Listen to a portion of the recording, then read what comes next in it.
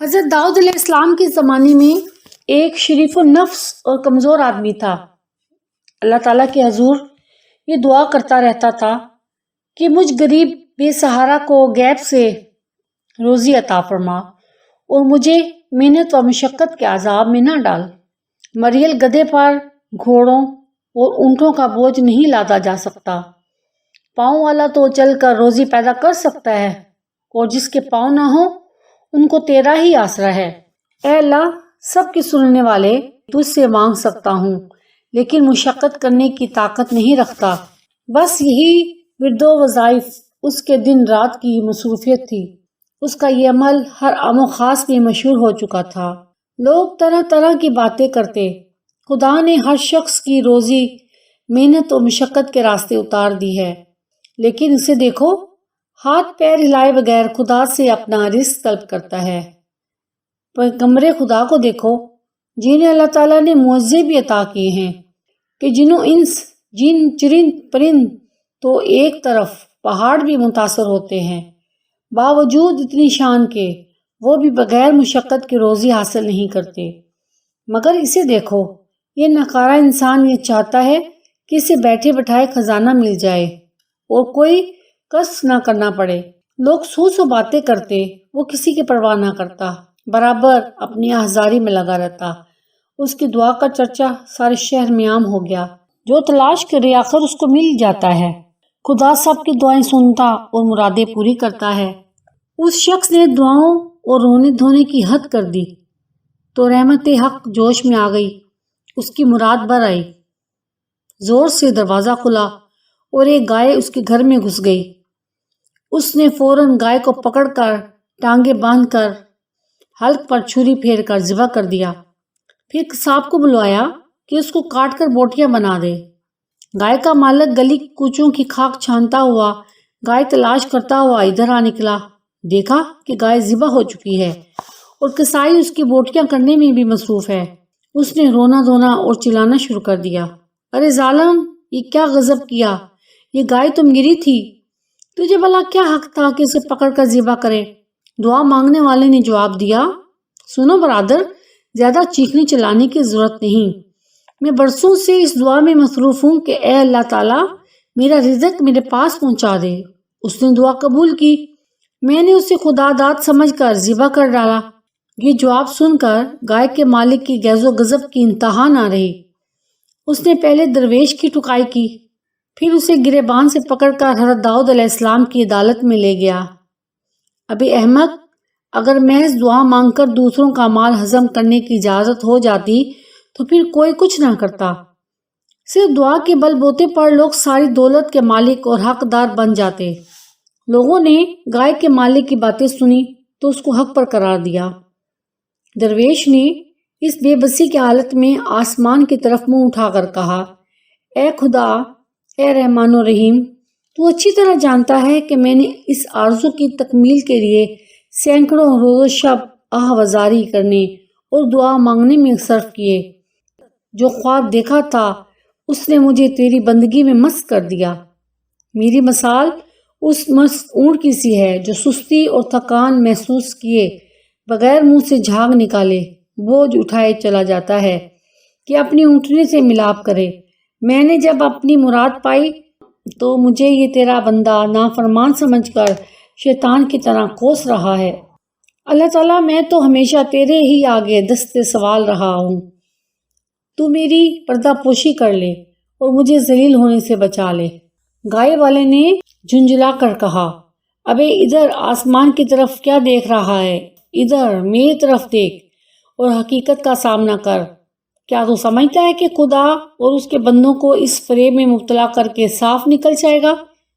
دعا مانگنے والے نے اپنی پیشانی زمین پر رکھ دی اور رو کر بولا، اے خدائے ذوالجلال، اپنے اس بندے کو رسوا نہ کر، میں بے شک برا ہوں، خطا کار ہوں، تو عیبوں کو ڈھانپنے والا ہے۔ اس نازک وقت میں میری مدد فرما۔ مقدمہ حضرت داؤد علیہ السلام کی عدالت میں پیش ہو گیا۔ پہلے گائے کے مالک نے دعویٰ پیش کیا اور کہا، اے پیغمبر خدا، میری گائے اتفاق سے اس شخص کے گھر میں جا گھسی۔ یہ خدا جانے کب سے تاک لگائے بیٹھا تھا، اس نے میری گائے کو پکڑ کر ذبح کر ڈالا۔ آپ کے سامنے میری فریاد ہے، اس سے دریافت کریں کہ اس نے ایسا کیوں کیا۔ دعا مانگنے والے نے اپنی صفائی میں یوں عرض کیا، اس شہر کے سبھی لوگ مجھے جانتے پہچانتے ہیں۔ آج تک میں نے نہ کسی کا مال مارا، نہ چوری کیا اور نہ ہی ناجائز کسی کو پریشان کیا۔ کئی سال سے یہ معمول رہا ہے کہ شب و روز بارگاہ الہی میں یہ دعا کرتا تھا کہ بغیر محنت و مشقت کے مجھے رزق عطا فرما۔ آخر مسلسل دعاؤں کے بعد اللہ تعالیٰ نے میری آرزو سنی اور یہ گائے خود بخود میرے گھر میں گھس آئی ہے۔ میری آنکھوں میں اسے دیکھتے ہی نور آ گیا۔ اللہ تعالیٰ نے میری دعا قبول فرمائی اور رزق کے حلال بغیر محنت کے مل گیا۔ میں نے اللہ تعالیٰ کا شکر ادا کرتے ہوئے اس گائے کو ذبح کر ڈالا۔ یہ شخص نہ جانے کہاں سے شور مچاتا ہوا آ گیا ہے اور کہنے لگا کہ گائے میری ہے۔ حضرت داؤد علیہ السلام نے یہ سن کر فرمایا، ایسی معقول دلیل دے جس کی بنا پر تو نے گائے ذبح کی۔ تیرے بیان سے یہ ثابت ہوتا ہے کہ وہ گائے تجھے مالک نے دی، نہ تو نے خریدی۔ دعا مانگنے والوں کی آنکھوں میں آنسو آ گئے۔ اے پیغمبر خدا، آپ بھی وہی کہنے لگے جو دوسرے کہہ رہے ہیں۔ ایک آہ دردناک اس کے دل سے نکلی اور اس نے آسمان کی طرف نگاہ اٹھا کر کہا، اے میرے دل کا درد جاننے والے، تو داؤد علیہ السلام کو روشنی عطا فرما اور انہیں حقیقت حال سے آگاہ فرما۔ یہ کہہ کر وہ دھاڑے مار مار کر رونے لگا۔ اس کی آواز میں ایسا درد تھا کہ نہ صرف سنگ موم ہو گئے بلکہ حضرت داؤد علیہ السلام کا دل بھی ہل گیا۔ انہوں نے گائے کے مالک سے کہا کہ اس کا فیصلہ ایک دن کے بعد کیا جائے گا۔ پیغمبر خدا اپنے حجرے میں داخل ہوئے اور اپنی عبادت گاہ کا دروازہ بند کر دیا۔ ذکر و اذکار کے بعد اللہ عز و جل کی بارگاہ میں دعا کی، اے علیم و خبیر آقا، مجھے حقیقت حال سے آگاہ فرما۔ اللہ تعالیٰ نے اپنے نبی پر اسرار و رموز کھول دیے۔ دوسرے دن دونوں کو طلب کیا گیا۔ حضرت داؤد علیہ السلام نے یہ فیصلہ دیا، گائے کے مالک کو کہا کہ اس شخص کا پیچھا چھوڑ دے اور اسے معاف کر دے۔ حق تعالیٰ نے تیرے گناہوں کی پردہ پوشی فرمائی ہے، تو بھی اس کی ستاری کا حق ادا کر اور اپنی گائے کی طرف سے صبر کر۔ حضرت داؤد علیہ السلام کا اشارہ سنتے ہی اس بدبخت نے کہا، کیا اب کوئی نئی شریعت نافذ ہو گئی ہے؟ آپ کے انصاف کی شہرت تو زمین اور آسمان تک پہنچ چکی ہے، مگر میرے ساتھ یہ ظلم کیوں؟ یہ انصاف نہیں، ظلم ہے۔ دوسری مرتبہ حضرت داؤد علیہ السلام نے فرمایا، اپنا سارا مال اور جائیداد اس مظلوم کے حوالے کر دے، ورنہ تیری سخت رسوائی ہوگی، اور کچھ عجب نہیں کہ جو ظلم و ستم تم نے کیے ہیں وہ بھی ظاہر ہو جائیں۔ گائے والے نے یہ کلمات سنے تو سر پر خاک ڈالنا شروع کر دی، گریبان پھاڑ ڈالا، بدحواس ہو کر اور منہ سے کف بھر کر بولا، اے داؤد، اچھا فیصلہ سنایا، مجھ پر ظلم و زیادتی کی حد کر دی۔ مجھے تو معلوم ہوتا کہ تو اس حواس میں نہیں۔ حضرت داؤد علیہ السلام نے اسے قریب بلا کر کہا، اے بدبخت، اس ہنگامے سے باز آ، کہیں یہ تیری ہلاکت کا باعث نہ بن جائے۔ جو تو نے بویا ہے وہ اب کاٹ۔ اب تیسری مرتبہ حضرت داؤد علیہ السلام نے ارشاد فرمایا، تو اپنے اہل و عیال بھی اس کے حوالے کر دے۔ اس حکم پر تو پتھر سے اپنا سر پھوڑنے لگا۔ لوگ بھی حیران تھے کہ حضرت یہ کیسا حکم دے رہے ہیں۔ جو شخص تنکے کی طرح نفس کی ہوا کے بس میں ہو، وہ ظالم اور مظلوم میں کیا تمیز کر سکتا ہے؟ شیر بھی شرم کرتا ہے، وہ ہمسایوں کے شکار پر ہاتھ نہیں ڈالتا۔ تماشائی پیغمبر خدا کے احکام کی اصل وجہ سے ناواقف تھے۔ ان میں سے ایک دو آدمی کہنے لگے، اے اللہ کے نبی، آپ کی ذات برکات سے ایسا صریح ظلم، ہم سب حیرت میں ہیں۔ بے قصور گائے والے پر اتنا عتاب آخر کیوں؟ اور جس نے ناحق گائے پکڑ کر ذبح کر ڈالی، اسے آپ نے بری کر دیا۔ حضرت داؤد علیہ السلام نے فرمایا، شاید کہ اب وہ وقت آن پہنچا ہے کہ اس گائے والے کی پوشیدہ راز ظاہر کر دیے جائیں۔ حضرت داؤد علیہ السلام نے سب کو دریا کے کنارے پر ایک بہت بڑے گھنے درخت کے نیچے لے گئے۔ وہ گھنا درخت جس کی شاخیں آپس میں گتھی ہوئی تھیں، سورج کی شعاؤں کو زمین تک پہنچنے نہیں دیتی تھی۔ کیا تم لوگ جانتے ہو کہ اس درخت کے نیچے ایک آدمی کو قتل کیا گیا تھا؟ تم نہیں جانتے، البتہ وہ جانتا ہے۔ جس نے زمین اور آسمان کو پیدا فرمایا۔ حضرت داؤد علیہ السلام نے فرمایا، حقیقت یہ ہے کہ اس گائے والے نے اپنے آقا کو قتل کیا۔ یہ شخص اصل میں مقتول کا زر خرید غلام تھا۔ اس نے اپنے آقا کو قتل کر کے اس کے مال و دولت اور جائیداد پر قبضہ کر لیا۔ یہ مظلوم دعا مانگنے والا اسی مقتول کا بیٹا ہے۔ پھر اس بے رحم اور سنگ دل شخص نے اپنے مقتول آقا کے کم سن بچوں پر ظلم ڈھانا شروع کر دیے، ان سے سب کچھ چھین لیا۔